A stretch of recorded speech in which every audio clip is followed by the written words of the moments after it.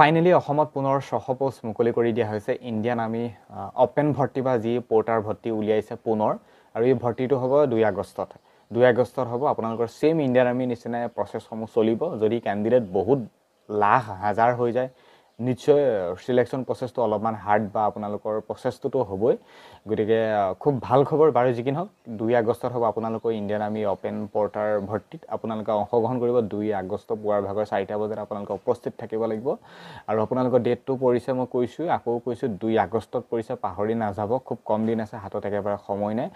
Lekhapani 177 headquarter 600 post অসমৰ প্ৰত্যেকজন ক্যান্ডিডেটে অংশগ্ৰহণ কৰিব পাৰিব গতিকে আপোনালোকে ইণ্ডিয়ান আৰ্মি সেই ভৰ্তিটোৰ দৰে প্ৰিপাৰেচন কৰি থাকক কেইবাজোৰ জোতাৰ লিংক দিছো আপোনালোকে এই জোতা কেইযোৰ অৰ্ডাৰ কৰি লওক যাতে আপোনালোকে প্ৰেক্টিছটো খুব ভালদৰে কৰি থাকিব পাৰে আৰু সেই ভৰ্তিত যাতে আপোনালোকে পাছ কৰিব পাৰে গতিকে মই জোতা কেইযোৰ দিছো আপোনালোকে